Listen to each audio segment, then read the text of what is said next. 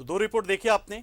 एक रिपोर्ट जिसमें आपने जाना कि क्या रहा हाल पूरे झारखंड में इस गुलाब तूफान का, या फिर बंगाल की खाड़ी में जो एक लो प्रेशर साइक्लोन उत्पन्न हुआ, और उसके बाद जाना कि आखिर तूफानों की फ्रीक्वेंसी बढ़ क्यों गई है, क्यों तूफान ज्यादा आ रहे। पहले तो प्री मानसून आते थे, वो जाना भी, लेकिन अब राज्य में फिलहाल स्थिति क्या है इससे भी हम आपको रूबरू कराते हैं, क्योंकि हमारे साथ हमारे दो सहयोगी जुड़ रहे हैं।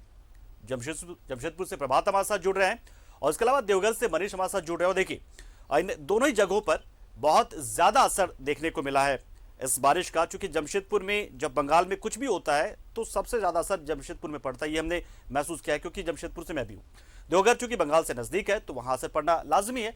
तो ये दोनों से हम रूबरू करते हैं। सीधे सीधे पहले रुक करते हैं जमशेदपुर से प्रभात का। प्रभात, क्या कुछ जानकारी है फिलहाल, स्थिति वहां पर किस तरीके की है? क्या अभी भी हालात वैसी बने हुए हैं, या फिर ऐसा लग रहा है कि अब धीरे धीरे स्थिति सुधरेगी और कल से बारिश वगैरह नहीं रहने वाला है?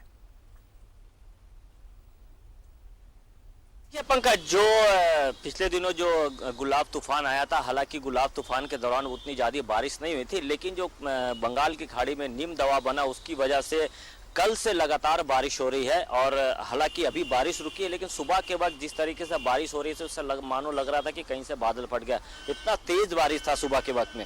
बारिश की वजह से शहरी क्षेत्र में तो कुछ असर नहीं देखने को मिलता है, क्योंकि शहरी क्षेत्र में टाटा की व्यवस्थित व्यवस्थाएं हैं, उस तरीके से वो व्यवस्था करके रखती है। लेकिन जो टेल्को का क्षेत्र है, टेल्को के क्षेत्र में कुछ ऐसे रोड है जहाँ पर पानी जम गए थे, जिसके चलते आने जाने वाले लोगों को काफ़ी परेशानी का सामना करना पड़ा। 4-4 फीट पानी जम गए थे, और लोगों की वहाँ शिकायत थी कि भाई वहाँ उस क्षेत्र में 4-4 बड़ी कंपनियां हैं, लेकिन चारों बड़ी कंपनियां कहीं ना कहीं अपनी सामाजिक दायित्व का निर्वाह नहीं कर रही। उसी की वजह से ये पानी जमता। अगर रोड को ऊंचा कर दिया जाए तो पानी नहीं जमेगा, उसकी वजह से कई गाड़ियां पानी में फंस गई थी।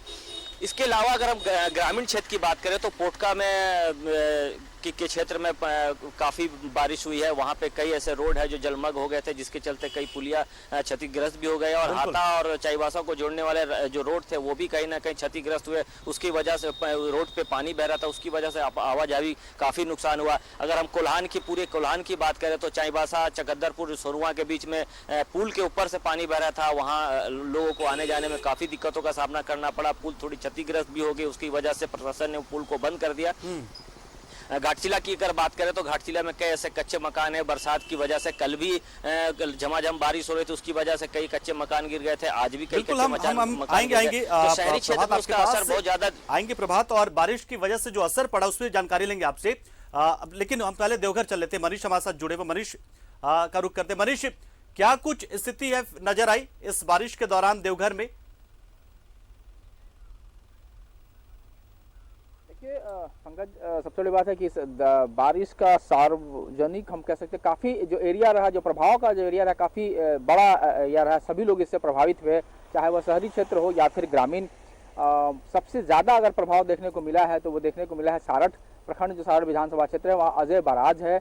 वहाँ पर बराज में जो जलस्तर है इतना बढ़ गया कि अंतिम क्षण में रास्ते में जब स्थिति कंट्रोल में नहीं हो रही थी तब वहां के 13 गेट, 15 में से 13 गेट को खोलना पड़ा, क्योंकि उसी बराज में पिछली सरकार ने वहां 27 केज, मछली का केज वहां लगाया था, जिसमें मछली पालन वहां हो रहा था। और दुखद समाचार ये है कि सभी केज, जो 2700 केज थे, वो बह गए। और उनके साथ साथ अगर हम औसतन अगर हम बात करें तो 10 टन भी अगर एक केज में मछली था, जीरा था और मछली थे, तो निश्चित तौर पे कई सैकड़ों, मतलब हम टन कह सकते हैं कि इस तरह से 200-300 टन जो मछली है वो चले गए। और एक तरह से हम कह सकते हैं कि जो मछली पालक है वो एक तरह से सड़क पर आ गए, क्योंकि पूरी उनकी जो कमाई थी, जो निर्भर थे, सारा पूंजी जो लगा हुआ था, वो उनका खत्म हो गया, वो बह गया। अगर हम शहर की बात करें तो देवघर में जल जमाव की स्थिति थी। निगम कह सकते हैं कि पोल खुलने के बाद भी हमने दिन में रिपोर्ट हम लोगों ने दिखाई थी, और सबसे स्थिति भयावह स्थिति थी हरिहरबाड़ी जो मोहल्ला है, क्योंकि वो मोहल्ला बाबा मंदिर के बगल में है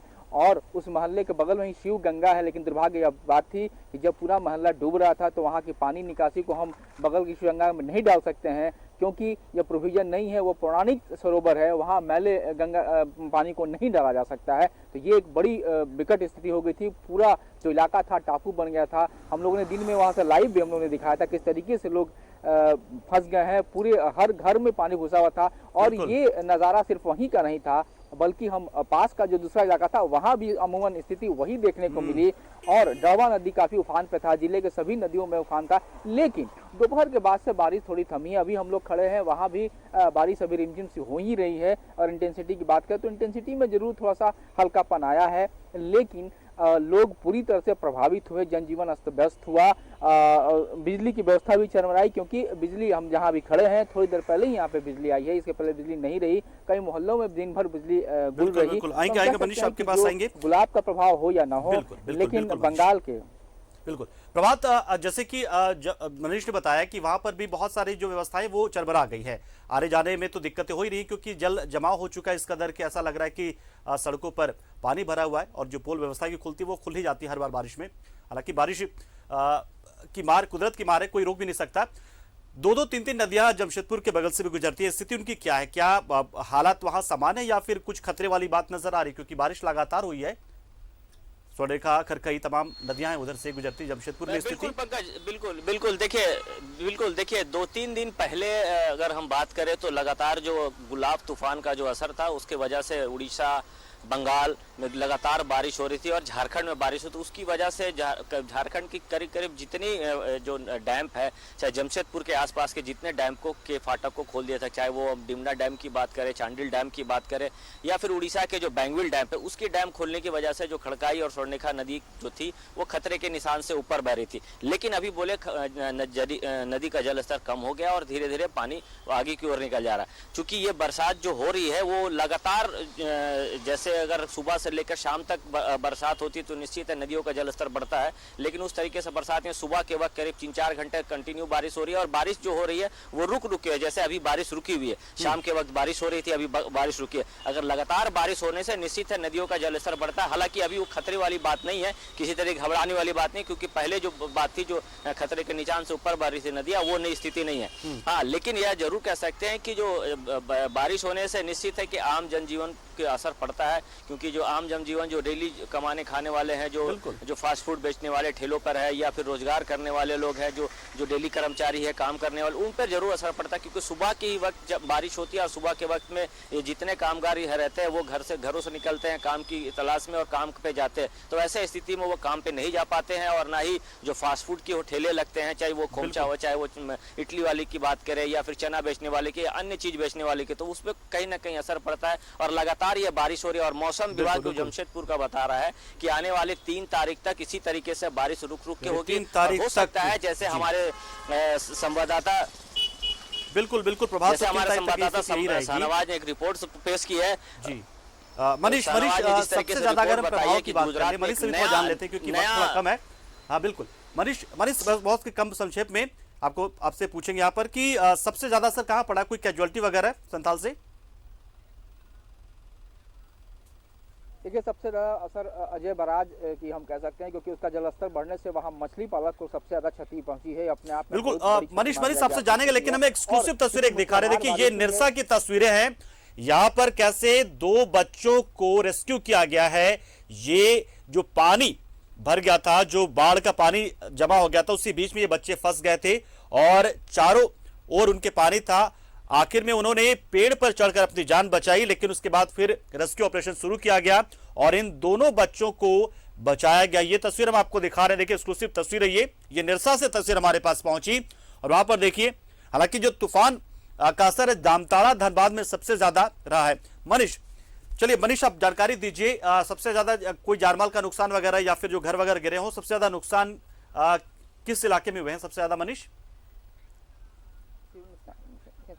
देखिए, सबसे ज़्यादा नुकसान हम कह सकते हैं एक बार फिर कि सारठ इलाका, जो कि जहां पर अजय बराज है वहां पे बह जाना केज का सबसे बड़ा नुकसान हम आर्थिक नुकसान मानेंगे, क्योंकि 27 केज, 1-2 नहीं, बाद में जलस्तर इतना बढ़ा कि वहां के जो गेट है बराज का, उस पर 15 से 13 गेट को खोल दिया गया। हालांकि स्थिति वहां पर अभी बहावा इसलिए बनी हुई है कि वहां का जो जनरेटर है, यानी बिजली व्यवस्था नहीं थी, जनरेटर नहीं होने से वहां का दूसरा गेट नहीं खुला सकता। अगर मूसलाधार बारिश कल भी इसी तरह से हुआ तो निश्चित तौर पर स्थिति बड़ी भयावह होगी। और हम दूसरी ओर में कह सकते हैं नगरीय जीवन है, देवघर में भी कई इलाकों में आपको पानी का जल जमाव रहा, क्योंकि एक ऐसे ये समस्या है कि एक दिन ओवरनाइट इसकी समस्या का निदान नहीं हो सकता है और लोग काफी परेशान रहे। सब लोग अपने अपने सोशल मीडिया पे अपनी जो वजह थी उसको लोग दिखाया बताया। तो पूरे हम कह सकते चूंकि बंगाल से सटा हुआ इलाका है और मूसलाधार है चक्रवात की यह। और आप दीपक आप देखे होंगे कोरोना के बाद जो क्लाइमेटिक चेंजेस जो लगातार हो रहा है, जो जलवायु परिवर्तन जो साफ दिख रहा है, उसका यह असर है। इस बार जब भी बारिश हुई है, चाहे वो किसी चक्रवात से हो या फिर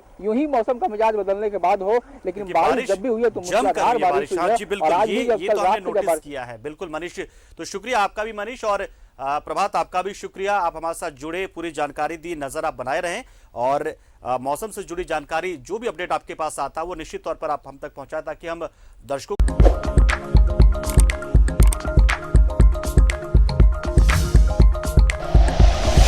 like and share videos, subscribe करें हमारा चैनल और प्रेस करें बेल आइकॉन। न्यूज़ 11 भारत, सच है तो दिखेगा।